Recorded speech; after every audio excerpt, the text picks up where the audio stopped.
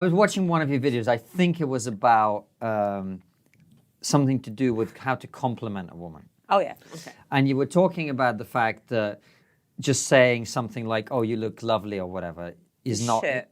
Is shit because it does not communicate your real intent, right? You were saying you need to make it more sexy. So, okay. Well, I was going to quote you a specific example, but, Yeah, no, but okay. do correct me.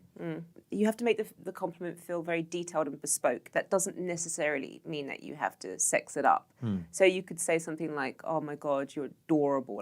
You look like a Disney, I don't know, princess or something. I can't put my finger on it." It just shows that it's a little bit tailor-made for her and it's a little bit of thought. I love the way that, you've put your outfit together, for instance.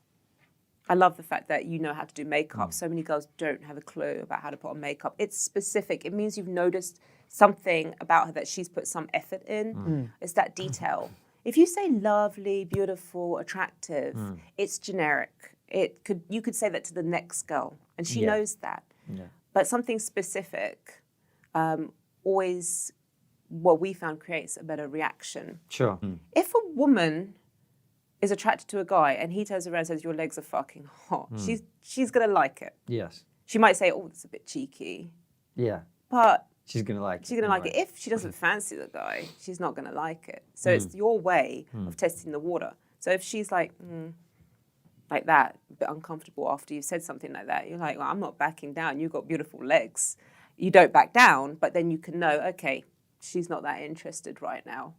If she just kind of goes, "Really, do you think so?" Or, "Oh no, they're awful, my legs," because it means she carries it wanting to talk about it.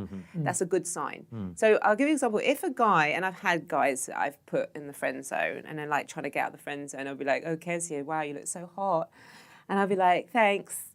Now go back to your friend zone. So they go, "Thanks." Because what we do is we shut it down. Like, "Okay, thank you. That's so cute. Thanks. So adorable." Shut down. Don't bring up anymore. If it's a guy I like, I'm like, "Oh, really? You think so?"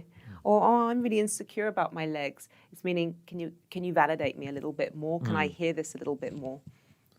Because it's the way we're talking about it, and you were saying that a lot of your fan base is actually based in America. Yeah.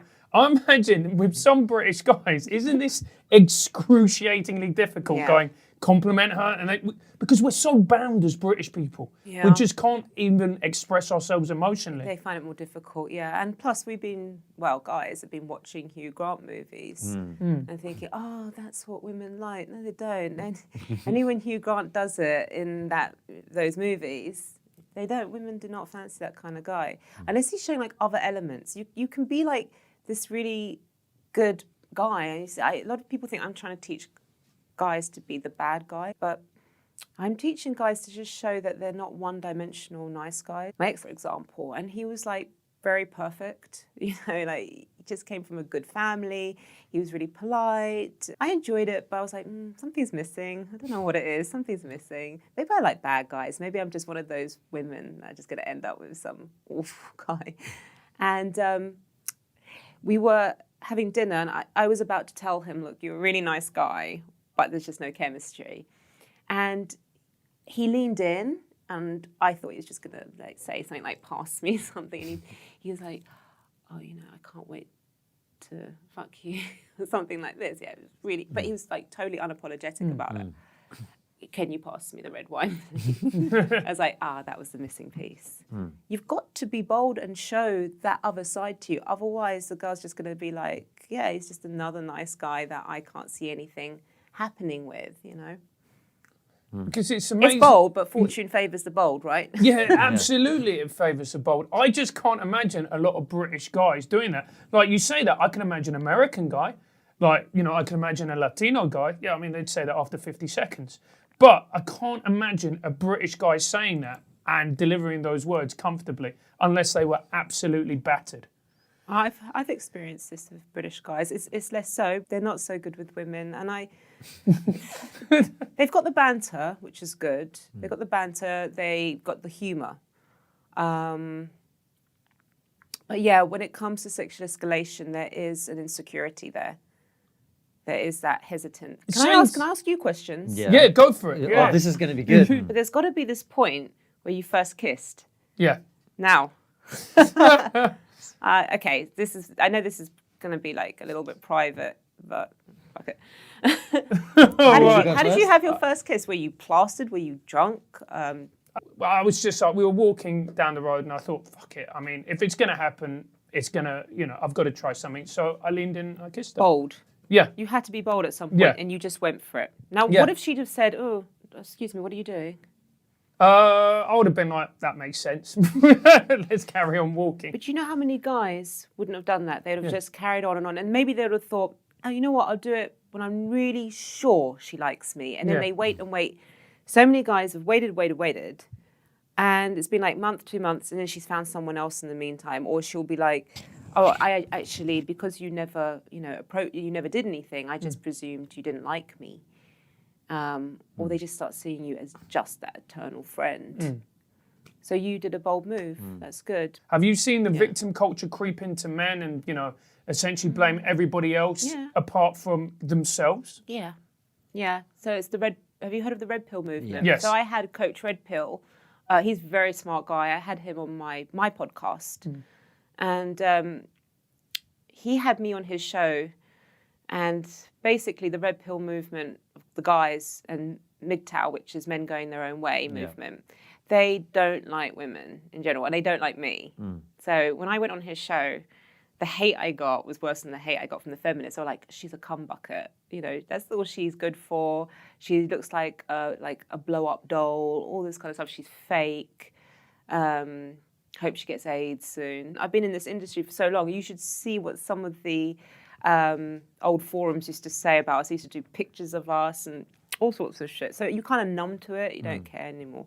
Anyway, sorry to digress. I went on his show and he put a video up saying, never take advice from a woman. And then he did something quite controversial and put me on his show, asking me questions. So I was like, you know what, come on my podcast, see what happens. And he came on and I challenged him just as he challenged me. And I said to him, I've looked at the guys that you're teaching, and you're right.